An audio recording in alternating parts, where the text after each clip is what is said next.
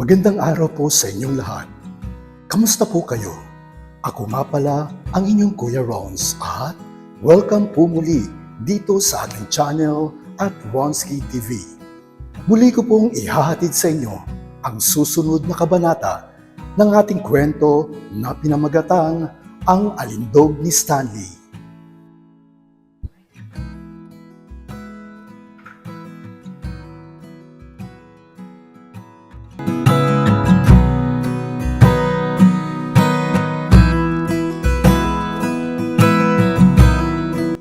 Narito na ang ikalawang kabanata ng ating kwento na pinamagatang Ang Alindog ni Stanley.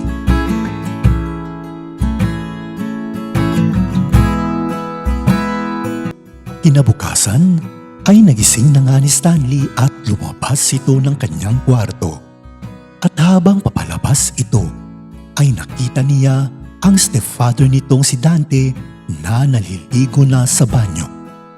Hinintay naman ni Stanley na matapos nga ito sa pagligo hanggang sa lumabas na nga ito at nakita niya si Stanley na nakaupo sa sofa. Doon nga ay ngumiti ito kay Stanley at binati niya ito habang nakatapis lamang ito ng tuwalya. At kitang-kita nga ni Stanley ang mapanuksong itsura at katawan nito na tila ba'y nagpabuhay sa kanyang umaga. Hindi naman nakakibo ni Stanley agad nang makita niya ito habang nakatitig sa kanyang stepfather. At ilang saglit pa ay tinapik na nga siya at sinabing kumain na nga silang dalawa.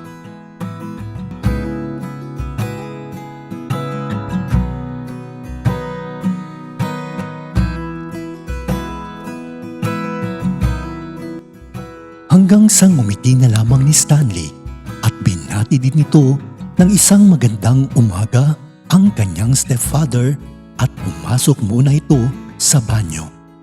Habang naghahanda ng pagkain ni Dante ay saktong natapos na rin ni Stanley sa paggamit ng banyo. Kaya lumabas ito at dumiretso sa may lamesa upang kumain. Hinintay naman ito na matapos sa paghanda ng pagkain ang kanyang stepfather na si Dante. At nang matapos ito at uupo na sana siya, ngunit nakalimutan naman itong kumuha ng tubig, kaya tumayo ulit ito. Subalit habang tumatayo ito ay sumabit nga ang tinapis nitong tuwalya at doon nga ay biglang natanggal ito at nahubad sa kanyang bewang.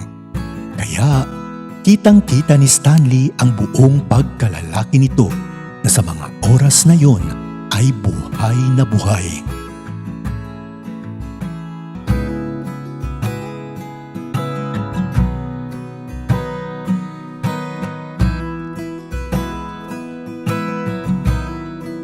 Sakto namang sumusubo ng pagkain ni Stanley nang makita ang hubad na katawan nito. Kaya bigla itong nabilaukan at nanlaki ang dalawang mata niya. Hindi naman namalayan ng kanyang stepfather na natanggal nga ang tuwalya na nakabalot sa katawan nito at nagpatuloy sa pagkuha ng tubig. Ilang sandali pa ay napansin nga nito na nakahubad na nga sa harapan ni Stanley at doon nga ay dali-daling kinuha at binalot ang tuwalya sa kanyang bewang. Samantala, upang di mahalata ni Stanley, ay tumawa na lamang ito ng malakas at napatawa na lang din ng kanyang stepfather sa kanya at sinabi nito na buti na lamang daw at pareho nga silang lalaki. Kaya nagpatuloy nga sila sa pagkaing dalawa at habang kumakain si Stanley ay patay mali lamang ito sa pagtitig sa katawan ng kanyang stepfather na si Dante.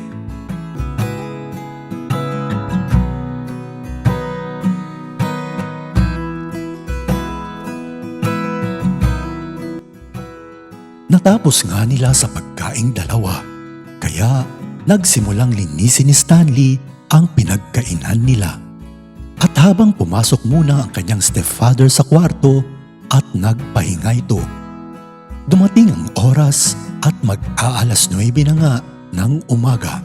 Kaya pumasok na ni Stanley sa kanyang trabaho sa mall.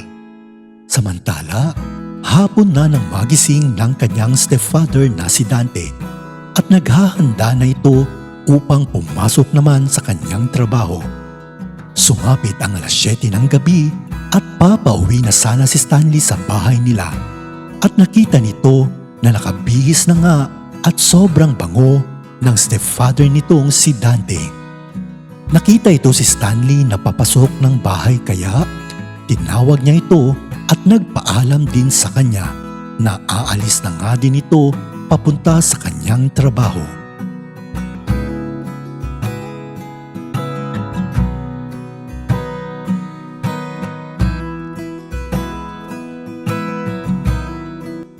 Hanggang sa mga oras na yon ay hindi pa rin alam ni Stanley kung ano nga ang trabaho nito at kung saan ito pumapasok dahil sobra nga ito kung pumorma at para bang pupunta lamang ito sa gimikan. Ilang oras ang nakalipas at sumapit na nga ang alas 10 ng gabi. At habang mag-isa ni Stanley sa bahay ay tumawag nga itong stepfather niya at nagpasuyo ito dahil naiwan niya nga ang kanyang wallet sa loob ng kanyang kwarto. Kaya pinakiusapan nito si Stanley na kung pwede niya nga itong dalhin sa pinagtatrabahuan niya. At dali-dali namang kinuha ni Stanley ang wallet nito at inihatid niya doon. Nang makarating ito ay nagulat nga ni Stanley sa nakita nito dahil isa pala itong gay bar ang pinagtatrabahuan ng kanyang stepfather na si Dante. Ilang sandali pa ay pumasok na nga siya sa loob at doon ay nakita nga niya si Dante na sumasayaw ito sa stage na walang suot at nakabrief lamang.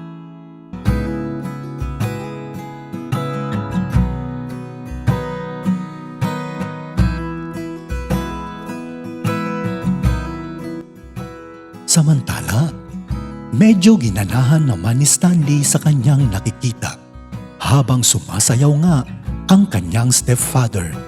At nagugulat pa nga ito dahil may mga lalaki ding lumalapit sa kanya. Lalo na at gwapo at maganda din naman ang pangangatawan ni Stanley. Kaya napagkakamalan din itong nagtatrabaho sa bar. Ilang saglit pa ay may lumapit sa kanyang isang lalaki at nagpakilala ito sa kanya bilang si Brex. Inabot nito ang kanyang kamay kay Stanley at mabait ito sa pakikitungo sa kanya. Kaya naman ay naging komportable ni Stanley at nagpakilala din ito. At habang abala pa rin ang kanyang stepfather na si Dante sa mga oras na yon at may ka-table nga itong customer. Nakikita din naman ito si Stanley na para bang nag-e-enjoy sa bar at lalo na sa kausap nito. Kaya hinahayaan lamang ito ni Dante sa mga oras na yon, lalo pa at kakilala din naman ito si Brex.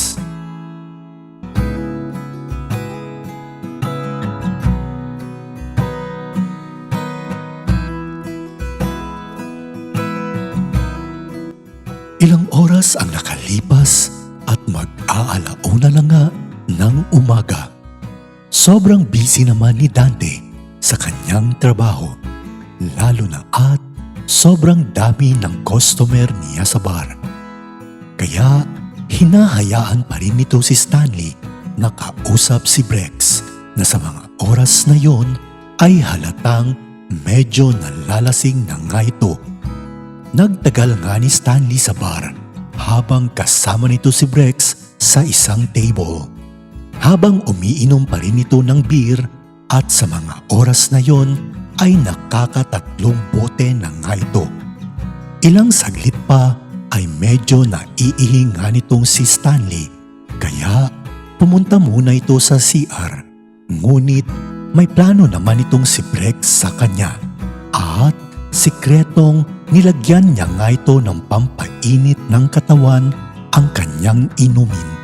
Kaya naman, nang bumalik ito at inubos agad ang laman ng isang bote ng beer at ilang sandali pa ay may kakaiba na itong nararamdaman sa kanyang katawan at hindi nito maipaliwanag kung bakit tinitigasan nga siya sa mga oras na yon.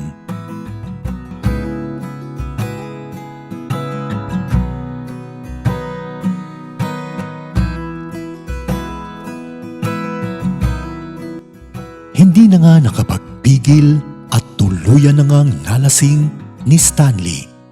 At sa mga oras na yon ay gusto na nga nitong umuwi ng bahay. Kaya sabi ni Brex ay magpahinga muna ito sa kanyang sasakyan habang hinihintay nga nito si Dante. Ngunit sobrang busy pa rin ng stepfather nitong si Dante.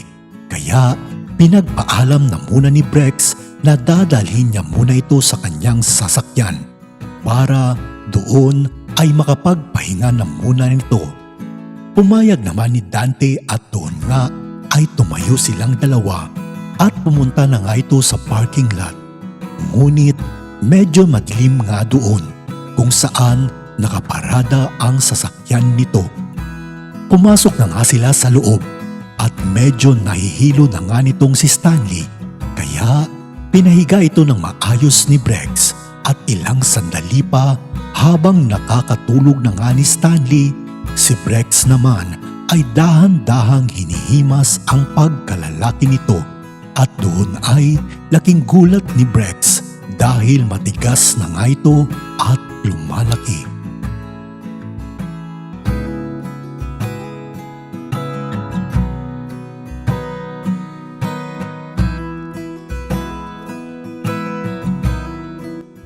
Habang si Stanley naman sa mga oras na yon ay nakakaramdam na nga na para bang may humihimas sa kargada nito. Kaya ilang sandali pa ay isinagawa na nga ni Brex ang plano nito kay Stanley. Hinubad nito ang damit ni Stanley at sinimulan na nga nito ang pagromansa sa kanya. At pagkatapos ay hinalikan niya nga ito sa kanyang labi. Wala nang nagawa ni Stanley kundi ang magpaubaya na lamang sa ginagawa sa kanya ni Brex.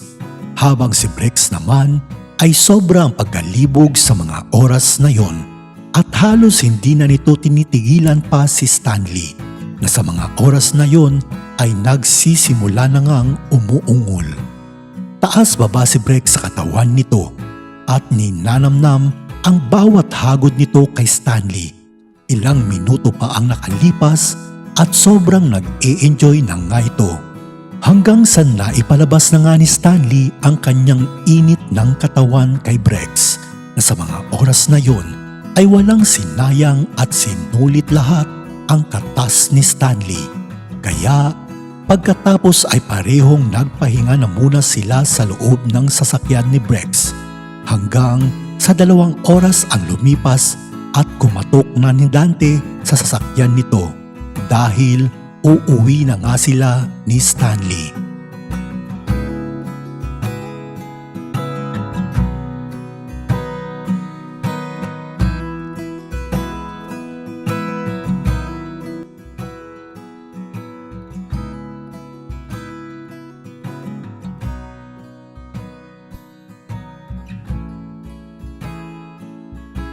At dito'y nagtatapos muli ang 2nd kabanata ng ating kwento na pinamagatang Ang Alindog ni Stanley. Muli niyo pong abangan ang susunod na kabanata. Huwag niyo pong kalimutang mag-like, mag-subscribe at mag-share. Maraming salamat po.